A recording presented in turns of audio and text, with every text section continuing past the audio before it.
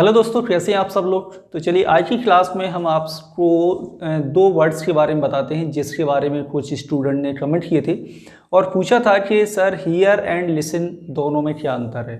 तो भाई देखो, हियर एंड लिसन का यदि आप हिंदी मीनिंग देखेंगे तो लगभग सेम है, यानी कि इन दोनों में आपको कोई भी ज़्यादा डिफरेंस यहाँ पर नहीं मिलेगा।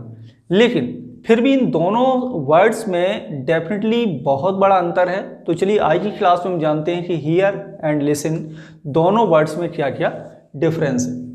तो सबसे पहले हम लेते हैं हियर वर्ड को, और हियर मीन्स क्या होता है, सुनना। ठीक है, हियर मीन्स क्या होता है, सुनना।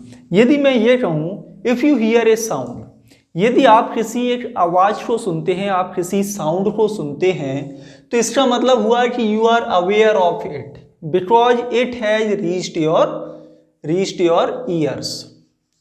ठीक है, हियर का मतलब है कि आपके कानों में कोई आवाज़ आई, यानी कि आपको वो सुनाई दी, आप उस साउंड से अवेयर हैं, तो इसका मतलब हुआ कि यू हर्ड अ साउंड, आपने एक आवाज़ को सुना।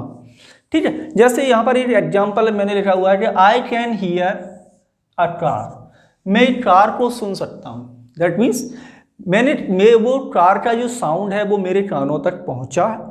ठीक है, हालांकि मैं यहाँ पर अटेंटिव नहीं हूँ उस कार को लेके, ये ध्यान रहे, उस कार के साउंड को लेके मैं यहाँ पर अटेंटिव नहीं, इस बात को ध्यान रखना है। दूसरा वर्ड आपका है वो है लिसन। लिसन मीन्स भी होता है सुनना, और सुनने का वर्ड आपके कानों से ही होता है, ईयर से होता है। तो if you listen to a sound, यदि आप किसी साउंड को सुनते हैं, या फिर if you listen to a person और थिंग, या आप किसी व्यक्ति को सुनते हैं या किसी चीज की आवाज को सुनते हैं, तो यदि आप ये कहते हो if you listen to a person, तो इसका मतलब हुआ हु इज टॉकिंग, यानी कि वो व्यक्ति जो बात कर रहा है, यानी दो लोग बात कर रहे हैं, वो आपसे ही बात कर रहा है। हु इज टॉकिंग, वो जो बात कर रहा है, तो इसका मतलब हुआ you pay attention to the sound, आप उसकी बातों पर अटेंशन दे रहे हैं।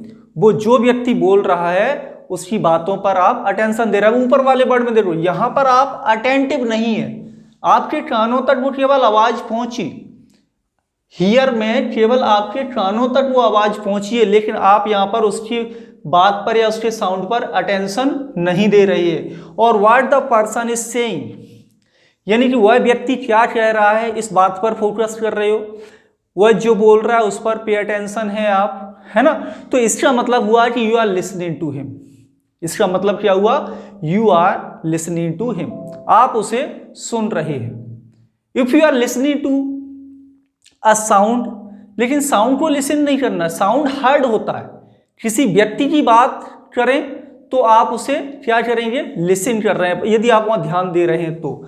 एग्जाम्पल देखते हैं क्या है यहाँ पर। एग्जाम्पल में I don't ironing while listening to the radio, मैं आयरनिंग नहीं करता, आयरनिंग मतलब प्रेस करना, मैं प्रेस नहीं करता जब मैं क्या करता हूं, रेडियो लिसन करता हूं। तो अब यहां पर आप अटेंशन क्या हो रहा है, रेडियो सुनने पर क्या अटेंशन ही तो हो रहा है, आप उस चीज पर अटेंशन कर रहे हैं, ध्यान लगा रहे हैं, तो लिसन आएगा। यहां पर हियर का यूज नहीं करेंगे आप, किसका यूज नहीं करेंगे, हियर। और दूसरी बात, ये जो हियर वर्ब है ये आपकी नॉन प्रोग्रेसिव वर्ब भी है। कैसी वर्ब है, non progressive verb. Non progressive मतलब स्टेटिव वर्ब। ठीक है, स्टेटिव वर्ब है, यानी कि सामान्यतः इसका प्रयोग प्रोग्रेसिव टेंस में नहीं किया जाता, लेकिन मैं ये नहीं कहूँगा कि इनका प्रयोग नहीं किया जाएगा।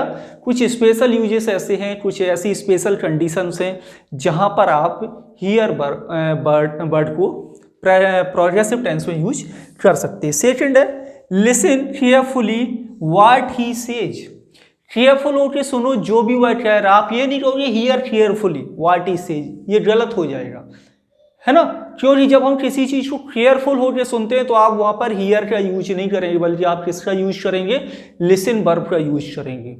हियर मीन्स आपने केवल वो अवेयर है, आपके कानों तक वो आवाज आ रही है, आपने सुन लिया, आप उस पर ध्यान नहीं दे रहे हैं, क्या यूज करेंगे, हियर वर्ब को यूज करेंगे। अब यहाँ पर एक और बात समझे कि जो आपकी लिसन वर्ब है ये इंट्रांसिटिव वर्ब है।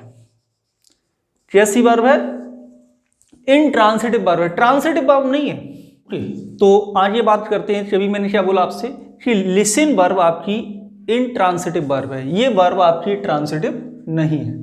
ट्रांसिटिव नहीं तो आप देखो, यदि मैं इस तरह से सेंटेंस को लिखूं कि समवन लिसन्स अ साउंड, कोई व्यक्ति किसी साउंड को सुनता है, या ही लिसन्स अ पर्सन, या कोई व्यक्ति किसी पर्सन को सुनता है, तो इस तरह से आपका ये सेंटेंस गलत हो जाएगा। इस तरह से आप इन्हें नहीं लिखेंगे। जैसे मान लो कि आप म्यूजिक परफॉर्मर है ना, और बहुत अच्छा लगता है, आप म्यूजिक परफॉर्मेंस लोगों के भी देखने जाते हैं, मैं भी देखने जाता हूँ, तो मैं क्या कहूँगा, मैं ऐसे कहूँगा कि this is the first time, यदि मैंने किसी का फर्स्ट टाइम परफॉर्मेंस देखा है म्यूजिक का, तो क्या कहेंगे, this is the first time I have ever heard Lata Mangeshkar, है ना। आप हियर वर्ब का यूज करेंगे, किसका यूज करेंगे, हियर वर्ब का यूज करेंगे, ना कि लिसन वर्ब का यहां पर प्रयोग किया जाएगा। तो आई होप कि आज आपको इन दोनों वर्ड्स में, हियर एंड लिसन वर्ब में, दोनों शब्दों में आपको डिफरेंस समझ में आ गया। सिंपल सा फिर से बोलूं तो हियर का मतलब होता है if you are aware of any sound, तो आप हियर वर्ब का यूज करोगे, इसका मतलब हुआ कि वो साउंड आपके कानों तक पहुंचा, आपने बट उस पर ज़्यादा पे अटेंशन नहीं किया, है ना।